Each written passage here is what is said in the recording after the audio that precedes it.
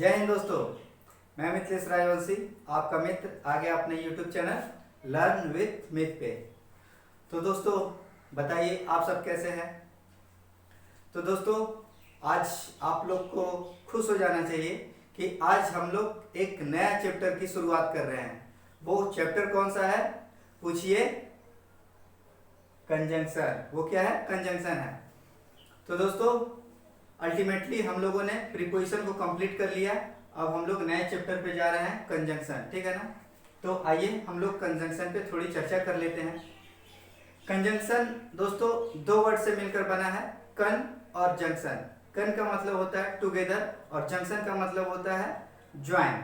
तो क्या होता है, जो एक साथ ज्वाइन कर देता है उसे कंजंक्शन कहते हैं। और इसका थोड़ा हिंदी वर्ड्स पे भी थोड़ा इसका हिंदी मतलब भी थोड़ा जान लेते हैं। इसका हिंदी मतलब क्या है? समुच्चय बोधक। ठीक है ना। संस्कृत जैसा सुनने में लग रहा है लेकिन संस्कृत नहीं है। समुच्चय बोधक और क्या है? संयोजक। संयोजक मीन्स क्या होता है? जोड़ने वाला। ठीक है ना। तो देखिए दोस्त, इसका तो हम लोग अर्थ तो समझ लिए कि ये कंजंक्शन का अर्थ क्या है। अब हम लोग इसके काम को जान लेते हैं कि ये काम क्या करता है। तो आइए नजर डालते हैं पहले वाले एग्जाम्पल पे। क्या है? Ram and Shyam will come. तो यहाँ पे एंड जो है फ्रेंड वो एक कंजंक्शन है। ठीक है ना। और कंजंक्शन क्या करता है? दो शब्द को यहाँ पे जोड़ रहा है। Ram and Shyam will come. तो राम और श्याम को क्या कर रहा है? एंड जोड़ दे रहा है। फिर दूसरे वाले एग्जाम्पल पे देखते हैं। People's ignorance and population explosion are two interrelated problems. तो इतना सारा में हम लोग को नहीं जाना है दोस्तों। हम लोग को सिर्फ इसको और इसको लेकर सिर्फ देखकर समझना है कि इसका काम क्या है। तो पीपल्स इग्नोरेंस और पॉपुलेशन एक्सप्लोजन ये क्या है? ये एक शब्द समूह है। तो दो शब्द समूहों को क्या कर दे रहा है? जोड़ दे रहा है। कौन जोड़ रहा है? हम, आप नहीं, ये कंजंक्शन जोड़ रहा है। यहाँ पे कंजंक्शन कौन है? एंड है। तो एंड क्या कर रहा है? दो शब्द समूहों को जोड़ दे रहा है, यानी दो फ्रेज को जोड़ दे रहा है। फिर तीसरे वाले एग्जांपल पे देखिए। She said that she would come. तो शी सैड और शी वुड कम ये क्या हो गया? ये दो वाक्यांश हो गया। तो वाक्यांश को क्या कर रहा है? दैट जोड़ दे रहा है। और दैट क्या है? एक कंजंक्शन है। ठीक है ना। तो अब आइए अब हम लोग कुछ रूल पे चलते हैं। तो देखिए दोस्तों पहला रूल क्या कहता है? पहला रूल में है कि as well as, with, along with, but, besides, except, rather than, accompanied by, and not, and in addition to, इतने सारे हैं दोस्तों। ये जो है इतने सारे, ये एक अलग मायने रखता है दोस्तों। ठीक है ना। रूल के हिसाब से ये एक अलग अवधा रखता है।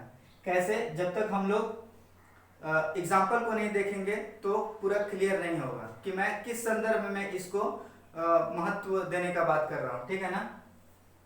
तो पहले ये जितने सारे कंजंक्शन है इसका पहले मतलब समझ लीजिए। एज वेल एज का मतलब होता है साथ ही। क्या होता है? साथ ही। मैं यहाँ पे लिख दे रहा हूं, साथ ही। एज वेल एज मीन्स होता है साथ ही। विथ मतलब होता है साथ। एलोंग विथ मीन्स होता है साथ साथ। एक गाना भी आया है ना, हम साथ साथ हैं।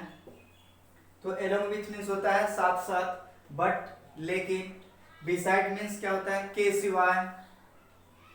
के सिवाय। एक्सेप्ट मीन्स क्या होता है? को छोड़कर। को छोड़कर। वो गाना नहीं है, जो मुझे छोड़कर जो तुम जाओगे, वो वाला हम लोग गाना में नहीं जाना दोस्तों। रेदर देन का मतलब होता है के बजाय या के स्थान पर। एक्कम्पनीड बाय मतलब होता है के साथ या के समूह में। एंड नॉट ये एंड का सेंस देता है। और इन एडिशन टू ये भी साथ होने का संकेत देता है, साथ होने का मतलब बताता है। तो ये जितने 10 वर्ड्स हैं दोस्तों, ये क्या करता है? पहले वाले सब्जेक्ट को प्रायोरिटी देता है। कैसे, यहाँ पे नजर डालिए, समझ में आ जाएगा, बिल्कुल समझ में आएगा दोस्तों, बस थोड़ा सा ध्यान दीजिए। Ram as well as his friends is coming, तो यहाँ पे राम और उसका फ्रेंड्स को क्या कर रहा है, एज वेल एज क्या कर रहा है, जोड़ रहा है। और फिर यहाँ पे देखिए दोस्तों, इज किसके लिए आया है, तो इज राम के लिए आया है, न कि हिज फ्रेंड्स के लिए। अगर हिज फ्रेंड्स के लिए आया होता तो यहाँ पे इज नहीं आर लगा होता है ना, क्योंकि प्लुरल सब्जेक्ट के लिए प्लुरल वर्ब आता है, तो यहाँ पे प्लुरल वर्ब नहीं है, सिंगुलर वर्ब है। तो ये इज जो आया है वो राम के लिए आया है, राम के लिए आया है क्या, इज। तो मैं जो आप लोग को बता रहा था कि एक अलग, ये जितने सारे वर्ड्स हैं ये एक अलग मायने रखता है, तो यही मायने रखा है क्या, कि हमेशा पहले वाले सब्जेक्ट के अनुसार वर्ब को बनाता है, ठीक है ना। यहाँ वर्ब जो आता है वो पहले सब्जेक्ट के अनुसार आता है। फिर दूसरा नंबर देख लीजिए, थोड़ा सा और क्लियर हो जाता है। ही एंड नॉट हिज पेरेंट्स, देखिए एंड नॉट यहाँ वाला, एज वेल एज ये वाला था, ठीक है ना। तो and not, he and not his parents is guilty, तो इज किसके लिए आया दोस्तों, हिज पेरेंट्स के लिए नहीं आया है, तो किसके लिए आया है, ही के लिए आया है। तो इज किसके लिए आया है, इज जो है ही के लिए आया है, यानी पहले वाले सब्जेक्ट के लिए आया है। तो देखिए फ्रेंड, अगर आप लोग को ये जितने परिवार हैं, इन परिवार के कोई भी अगर सदस्य, as well as, with, along with, but, ये सब जितने सारे वर्ड्स हैं, अगर वो आ जाए तो थोड़ा सावधान हो जाइएगा कि वर्ब जो बनेगा वो पहले वाले सब्जेक्ट के अनुसार बनेगा, ठीक है ना। तो इसको थोड़ा आप लोग स्क्रीनशॉट लीजिए तब तक।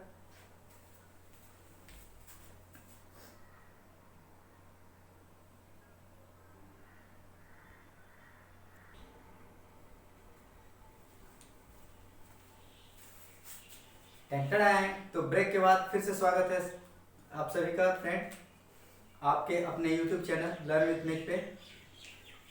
तो दोस्तों देखिए यहाँ पे नॉट ओनली बट ऑल्सो, हम लोग का दूसरा रूल क्या है, नॉट ओनली बट ऑल्सो पढ़ेंगे, और इधर और, नेदर नॉर, और सो दैट और टू को पढ़ने वाले, ठीक है ना। ये दूसरे नंबर रूल में हम लोग ये 3-4 पढ़ने वाले, ठीक है ना।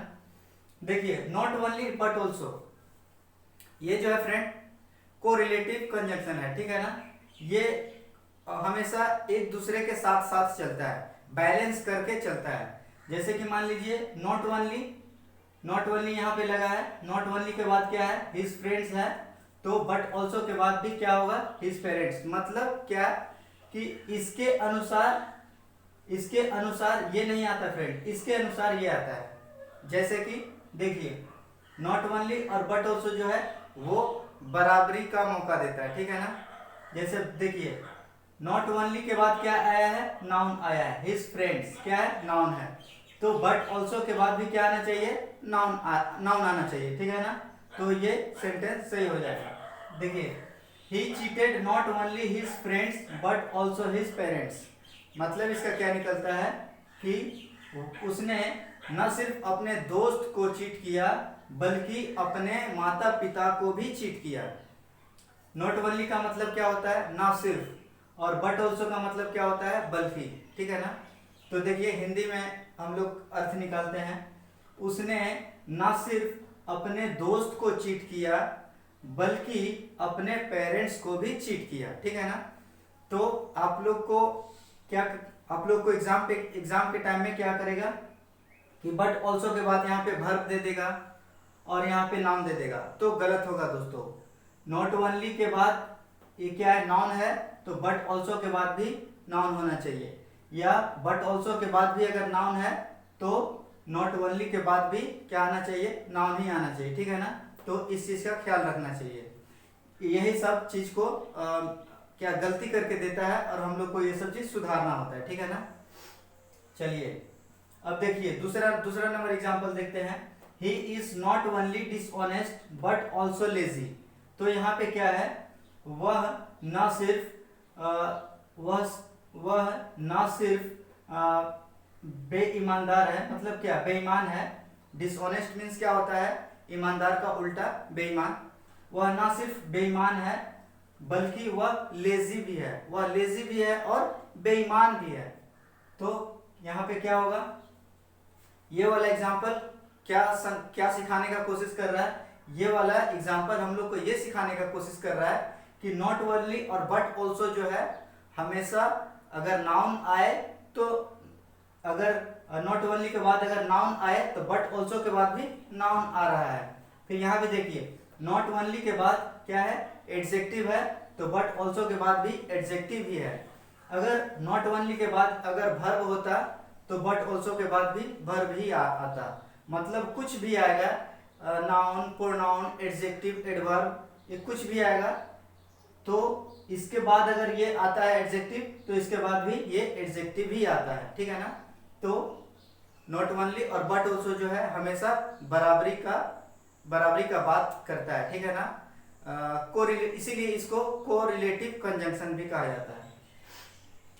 देखिए फिर तीसरा नंबर, अब दूसरा नंबर हम लोग देखते हैं एदर और नेदर नॉर। पहले हम लोग इसको देख लेते हैं, एदर और। एदर और का मतलब क्या होता है, या, ठीक है ना। देखिए एदर सिट क्वाइटली और गो अवे, यहाँ पे क्या कर रहा है, या तो तुम चुपचाप बैठ जाओ या फिर तुम चले जाओ। तो ये क्या कर, यहाँ पे देखिए एदर है ना, एदर और यहाँ पे और, तो ये क्या कर रहा है, या बैठ जाओ या फिर चले जाओ, ठीक है ना। तो देखिए यहाँ पे इधर के बाद क्या आया है, वर्ब आया है, यहाँ भी और के बाद क्या आया है, वर्ब आया है, ठीक है ना। देखिए यहाँ पे क्या हो रहा था, ये भी इसी टाइप का है, इधर और, नॉट ओनली, बट ऑल्सो, ये सब क्या है, कोरिलेटिव कंजंक्शन है। ये अपने साथ, ये अपने बाद जो कुछ लाएंगे तो इसके जो साथी होते हैं उसके बाद भी वही चीज आता है। जैसे कि इधर के बाद क्या आया, वर्ब आया है, तो और के बाद भी क्या आया, वर्ब ही आया है। या तो तुम बैठ जाओ या तो तुम चले जाओ, ठीक है ना। देखिए ये हो गया इधर और नेदर नॉर। नेदर नॉर का मतलब क्या होता है, ना ही ये ना ही वो, ठीक है ना। देखिए the poor villagers neither grow nor eat, मतलब यहाँ पे देखिए नेदर और यहाँ पे नॉर, तो ना ही ग्रो किए हैं, ठीक है, ना ही उठे हैं, और neither grow, the poor villagers neither grow nor eat vegetables, मतलब ये बोल रहा है ना ही ग्रो किए हैं और ना ही खाए हैं क्या, वेजिटेबल्स को। तो देखिए नेदर के बाद क्या आया है, वर्ब आया है, तो यहाँ पे नॉर के बाद भी क्या आया है, वर्ब ही आया है, ठीक है ना। अब देखिए तीसरा नंबर है सो और दैट और डबल टू सिंगल टू, ठीक है ना। देखिए he is so tired that he can not walk, तो ये जब भी सेंटेंस में सो होगा तो सो के साथ क्या आएगा, दैट आएगा। सो के साथ क्या आएगा दोस्तों, दैट आएगा, क्योंकि ये कोरिलेटिव कंजंक्शन है, ठीक है ना। उसी प्रकार इसमें भी है फ्रेंड, ये भी कोरिलेटिव ही है। इधर आएगा तो इधर के साथ और आएगा, ठीक है ना। और फिर देखिए यहाँ पे नॉट ओनली आएगा तो उसके साथ बट ऑल्सो आएगा, ठीक है ना। अब देखिए he is so tired that he can not walk, तो सो आया है तो सो के साथ दैट आएगा ही आएगा। अगर दैट नहीं आएगा तो वो गलत हो जाएगा। हम लोग को क्या करके देता है, दैट के जगह पे टू दे देगा या कुछ और दे देगा, तो हम लोग को वही चीज पकड़ना होता है। तो यहाँ पे क्या बोल रहा है, ही इज सो टायर्ड, वह इतना टायर्ड है, that he can not walk, कि वह चल नहीं सकता है, ठीक है ना। ही इज सो टायर्ड, वह इतना टायर्ड है कि वह चल नहीं सकता, तो इसको डबल टू में भी कन्वर्ट किया जा सकता है। ही इज टू टायर्ड, सो को हम लोग डबल टू में कन्वर्ट कर सकते हैं। ही is too tired, double two में कन्वर्ट कर दिए किसको, सो को, तो फिर हम लोग को यहाँ पे डबल टू आया है तो डबल टू के साथ सिंगल टू आएगा। देखिए यहाँ पे डबल टू के साथ सिंगल टू को आना ही आना है। तो he is too tired to walk, बस खत्म हो गया। मतलब क्या है, दैट ही कैन नॉट के बराबर क्या होता है, टू होता है। दैट ही कैन नॉट के बराबर सिंगल टू होता है, इसीलिए दैट ही कैन नॉट यहां तक मैंने अंडरलाइन कर दिया। मतलब इसका स्थान कौन ले लिया, टू ले लिया। अब देखिए इसका मतलब भी वही निकलेगा, ही इज टू टायर्ड, वह इतना ज्यादा टायर्ड है। ही is too tired, to tired means इतना ज्यादा टायर्ड है कि वह चल नहीं सकता। देखिए he is too tired, he is too tired to walk, to walk means चलने के मामले में, टू वॉक मीन्स चलने के मामले में, चलने के लिहाज से वह क्या है, वह बहुत थका हुआ है। तो जब भी डबल टू आएगा तो उसके साथ हम लोग सिंगल टू को यूज करते हैं, और जब भी सो आएगा तो सो के साथ दैट को यूज करते हैं। लेकिन दैट के बाद इस तरह का कंस्ट्रक्शन होना चाहिए, that he can not walk, ठीक है ना। तो दोस्तों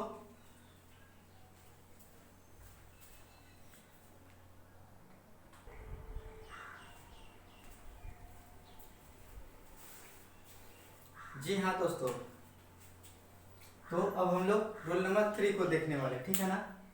तो रूल नंबर 3 में मैं क्या दिखा रहा हूँ, फिक्स्ड पेयर ऑफ कंजंक्शन, मतलब कंजंक्शन का ऐसा पेयर जो बिल्कुल भी फिक्स है, मतलब इसके सिवा और कुछ आ ही नहीं सकता है। देखिए दो के साथ क्या लगेगा, येट लगेगा या फिर कॉमा लगेगा, ये फिक्स्ड है। अगर इसके साथ ये नहीं आया या ये नहीं आया तो वहां पे कुछ गड़बड़ी है, और यही एग्जामिनर करके देता है, ठीक है ना। येट की जगह बट दे देगा, ऑल्सो दे देगा, कुछ भी दे देगा, मतलब वहां पे सेंटेंस गलत है। हम लोग को येट लगाकर या कॉमा लगाकर उसको सही करना होता है। तो दो का मतलब क्या होता है, यद्यपि। येट का मतलब होता है फिर भी या लेकिन। यद्यपि वो अमीर है फिर भी वो कंजूस है, ठीक है ना। तो उसी सेंस में इस पेयर को बनाया गया है। दो के साथ येट लगेगा या कॉमा लगेगा। दो या ऑल्दो एक ही मीनिंग है फ्रेंड, दो कहिए या ऑल्दो कहिए एक ही मीनिंग है, दो ऑल्दो अलग नहीं है। यद्यपि इसका मतलब भी यद्यपि है, इसका मतलब भी यद्यपि है। तो दो या ऑल्दो के साथ येट या कॉमा लगता है, ठीक है ना। फिर देखिए नो सुनर, नो सुनर के साथ क्या लगता है, दैन लगता है, ठीक है ना। नो सुनर हम लोग कभी कभी कंफ्यूज हो जाते हैं कि नो सुनर के साथ क्या लगाएं क्या लगाएं। तो यहाँ पे देख लीजिए ई आर, ई आर से आप लोग देख लीजिएगा कि ई आर क्या करता है, कंपैरेटिव डिग्री है। कंपैरेटिव डिग्री में क्या होता है, देन को यूज किया जाता है। तो आप लोग यहाँ से एक थोड़ा सा छोटा सा हिंट बना लीजिए कि नो सुनर के साथ हमेशा देन को लगाना है। नो सुनर का क्या मतलब होता है, जैसे ही वैसे ही, ठीक है ना। हार्डली या स्कार्सली, हार्डली या स्कार्सली के साथ क्या लगता है, वेन लगता है। हार्डली या स्कार्सली क्या मतलब देता है, हार्डली या स्कार्सली मुश्किल से। जैसे हम लोग क्या कहते हैं कि बहुत मुश्किल से मुझे मेरा प्यार मिला था फिर भी वो छूट गया, ठीक है ना। तो इस तरह से हम लोग हार्डली और स्कार्सली को सेंस देते हैं, मुश्किल से, ठीक है ना। देखिए फिर यहाँ पे लिस्ट, लिस्ट के साथ क्या आता है, हमेशा शुड आता है। ये फिक्स्ड पेयर ऑफ कंजंक्शन है, ठीक है ना। तो ये फिक्स कर लिया गया है। ये भी जन्म जन्म का साथ निभाने का कसम खा लिया फ्रेंड। जो मैंने आप लोग को जो फिक्स्ड प्रीपोजिशन पढ़ाया था तो उसमें मैंने गाना गाया था, जन्म जन्म जो साथ निभाए, तो ये भी उसी तरह का साथ निभाने का वचन ले लिया है एक दूसरे के साथ, कि अगर लिस्ट आएगा तो लिस्ट हमेशा अपना शुड को ही देखना चाहेगा, ठीक है ना। तो लिस्ट का मतलब क्या, लिस्ट और शुड, लिस्ट जो है एक नेगेटिव कंजंक्शन है फ्रेंड। ये जब भी आएगा आप लोग सावधान हो जाइएगा कि वाक्य जो है नेगेटिव है, ठीक है ना। उसमें और नेगेटिव किसी भी तरह का एडवर्ब नहीं लगना चाहिए।